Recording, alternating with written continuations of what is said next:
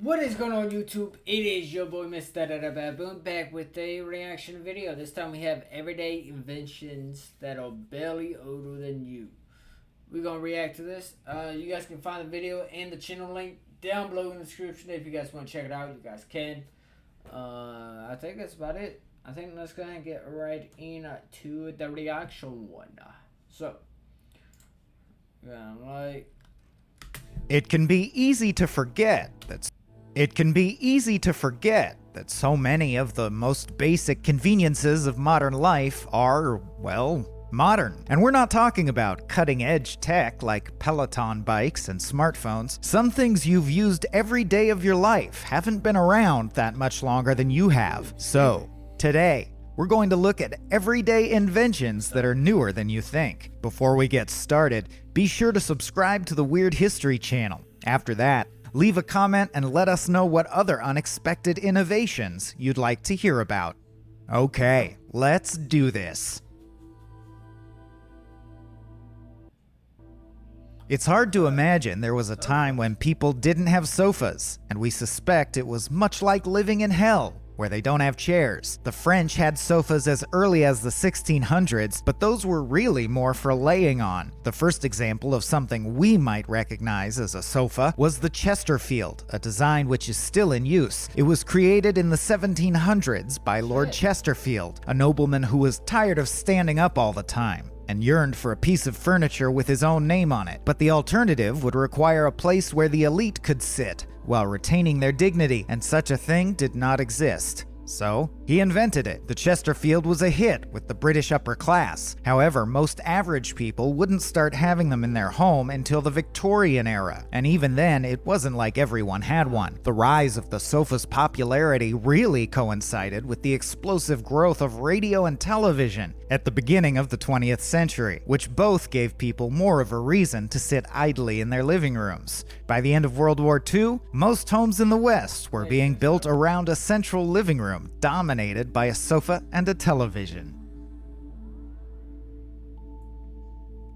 Until surprisingly recently, if you wanted to drive across the United States, you had to be ready to navigate some truly awful local roads. It actually wasn't until 1956 that the plan to build the highway system was even put in place. The Federal Aid Highway Act of '56 set out a plan for over 40,000 miles of high-capacity interstate roads. The goal was to eliminate unsafe and inefficient routes to ensure speedy cross-country travel across the country. It was an ambitious goal, but they weren't just doing it to make road tripping a little easier. It was about making population centers across the US easier to evacuate in the event of a nuclear attack. The interstate highway system wasn't fully declared complete until 1992, and yet somehow it's still always under construction.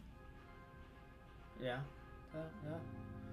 In medieval times, the historical era, not the theme restaurant, plates weren't commonly used because if you weren't rich, the vast majority of your meals came in the form of soups, stews, and porridges, which don't do so well on flat surfaces. When the average person needed something more like a plate, they used a trencher, which is a tray made from old stale bread. It could then be eaten after the meal, or if you were in a generous mood, given away to a starving person. The upper classes ate their meals from plates, platters, and bowls made of pewter, but pewter often contains lead, so their dinnerware was also poisoning them. Just a little bit, for flavor. Then, in the 1600s and 1700s, European nobility became obsessed with Eastern ceramic and porcelain dinnerware, which they called fine china. Owning a full set of ceramics was the dream, but it was also very expensive, so very few could maintain it. However, the ceramics industry was industrialized during the Victorian Age, and by the 1900s, nearly every person in the UK and the US was eating their meals from ceramic plates.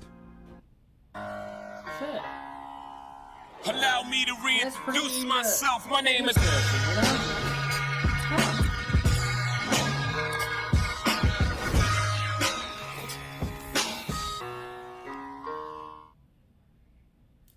Alright, see, we can skip this one. Jeanette Eccles, Junior Assistant Bounty Hunter at your service. If you've ever read Shakespeare, stop. The Bard of Avon would have hated that idea. He wanted you to watch his plays. In his time, pretty much no one read them, apart from the actors. In fact, when it came to storytelling, pretty much no one read anything back then. At that time, nearly all entertainment was designed to be performed and enjoyed communally, on a stage or at an event rather than alone in private. Much like how we enjoy films today, most entertainment, going back to ancient times, required no reading. So, what changed? Well, for most of history, books were largely non-fiction. They served as references or guides for a scholarly elite who could afford an education and had the money to buy them. The birth of the novel largely coincided with the spread of literacy among common people, which is to say, once everyone could read, publishers saw an opportunity, and a new market in personal entertainment began to emerge. The first novels of the 1700s walked a fine line between fiction and non. Most posed as the biographies of real people with sensational stories,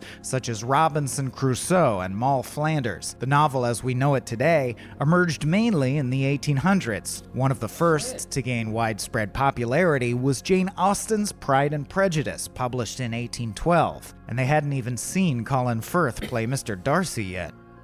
That's kind of crazy. Picnics have a quaint, old-world charm to them, although maybe not as old as you think. They were a tradition brought to Britain in the late 1700s by exiled French nobles who'd been pushed out by the French Revolution. Not quite as wealthy as they once were, they began jointly hosting parties to make them cheaper. One person would provide the venue, and all the guests were expected to bring some food and a lot of booze to contribute to the buffet. But that version of a picnic was usually an indoor party, often featuring amateur plays and raging deep into the night. For reasons that are unclear, the picnic was adapted by the English middle classes in the early 1800s. The country was right in the middle of the Romantic movement, which glorified nature. So many of them took their parties outside to be closer to the natural world. Both indoor and outdoor picnics existed side by side until the early 1900s, at which time the outdoor picnic prevailed. However, they wouldn't replace their raucous partying image with the sandwich and wicker basket we all tend to think of. That idea of a picnic didn't fully emerge until the mid-20th century. Really? I did not know that. Supermarkets. Back in the day, food shopping meant getting bread from the bakery, meat from the butcher, fruit and vegetables from the greengrocer, and cereals, canned goods, and everything else from the regular grocer. Nearly all these stores were run by individuals or families and had their own suppliers, prices, and customs. But shortly before the planet Krypton exploded, a quick-thinking scientist launched a rocket ship to Earth containing the supermarket. Probably. The first supermarkets began to appear in the 1930s, but it took a while for the world to catch on, especially in Britain, where the first supermarket didn't open until 1948. And even as late as 1950, only 35% of America's food was bought in supermarkets. The retail world we know today finally came about in the 60s, which saw the rise of gigantic, stylish supermarkets finely tuned to draw in and keep customers under one roof. Huh. In 2024, pretty much every home contains an oven. Huh. That's kind of crazy to think. But through the medieval period and beyond, most individual households didn't have one. Instead, they bought their cooked foods directly from the baker or paid a small amount to use the baker's oven themselves. This was because ovens were big, heavy, and could be difficult to use, especially within the relatively meager home of your average medieval Joe. Cast iron ovens began appearing in the 1700s, and during the Victorian age, they got smaller, more advanced, and cheaper. It wasn't until the 1830s that the first compact iron ovens were commercially successful, but even then, most people still did most of their cooking over a hearth. The modern appliance, as we know it, typically referred to as a range, combining both an internal oven and a cooktop, really only started becoming common in the 1920s. Really? They cannot be allowed to plant that spike. Launching smoke. So the ovens and everything that everyone knows today did really become common into the 1920s. Huh.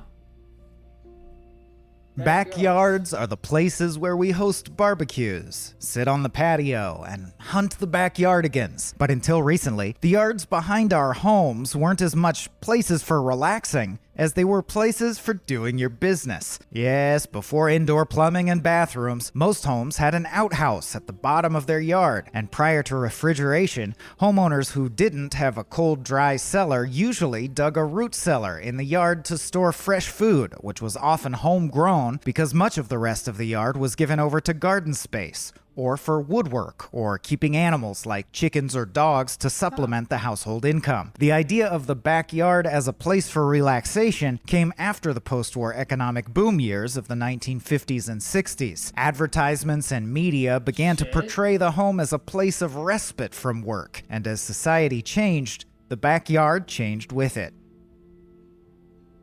That's crazy. I did not know that. The truth is, we've been using forks in the West for hundreds of years as farming and gardening tools. In fact, until relatively recently, the idea of using a tiny little fork for eating food probably would have struck most people as a joke. From the medieval period and beyond, most people used a knife to eat their food, and it was the same knife they used for their other daily chores, sort of like Rambo. He doesn't only use that knife to fight for freedom. Wealthier people sometimes had special spoons for feasting, but even in such situations, most guests brought their knives to the table. If they needed a second implement to handle the food, they just used their hands. And when the first forks finally dropped, early adopters were ridiculed. No, seriously. Religious writers of the period vilified forks as an example of unnecessary vanity and excess, suggesting that the desire to not touch food with your hands was prideful. Then, in the late 1500s, Catherine de' Medici introduced forks to the French royal court. And if you know anything about the Medicis, it's that they usually got their way. They remained a tool of the elite for a long time, eventually entering common use in France in the 1750s and in Britain and beyond in the 1800s. Beds. If you're the type of person who finds it hard to get out of bed in the morning, you may have been born too late, because back in the day, they didn't have beds. So you would have been fine. As simple as they seem, beds actually haven't been around all that long. Go back in time, say, to the medieval period, and they become almost unrecognizable. If you were moderately wealthy, your family would own one very large bed, which is a dream we've all had, but one that would be less glamorous in reality. This bed, surrounded by posts and curtains, was usually big enough to host 4 or 5 people and could be used by the whole family at once. Oh boy. The more well-off families would usually have separate beds for the children, but the average person made their bed on the floor, with fresh rushes, a kind of leaf that was essentially used as disposable carpeting back then, and maybe a blanket. This wasn't weird at the time, though. Sharing a sleeping space with others was the norm, unless you were extremely rich, so the concept of privacy wasn't really a thing yet. The idea of separate bedrooms developed during the Renaissance, though it wasn't really until the 1700s that they became entrenched in all classes of society. Even then, it was common for up to 6 siblings to share a single bedroom, if not a single bed. The idea of corner posts eventually fell out of fashion, and the first spring mattress was designed in the middle of the Victorian era. Inner spring mattresses weren't common until the 1950s, and by that time, the minimalist bed frames of today had become fashionable, and sleep has been a dream ever since. So what do you think? Which of these inventions surprised you the most? Let us know in the comments below, and Which one surprised me the most? I honestly think I gotta go with the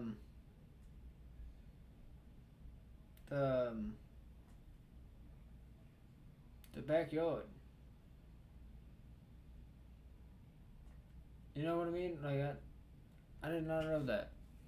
And then the bed one, the last one right there was pretty like shit. Okay. But that's something to learn about, you know what I mean? I think that's gonna do it for this video. If you guys did enjoy, make sure you guys like, comment, subscribe, all that good stuff, you know what I'm saying. that is going to do it for this video. Check the description. Once again, I do have the video and the channel link down below. If you guys want to check it out, you guys can. That is going to do it for this video. Positivity is key. Motivation is key. Happiness is key. I'll see you guys in the next video. You guys stay safe. Watch out for each other. I'll see you guys in the next video.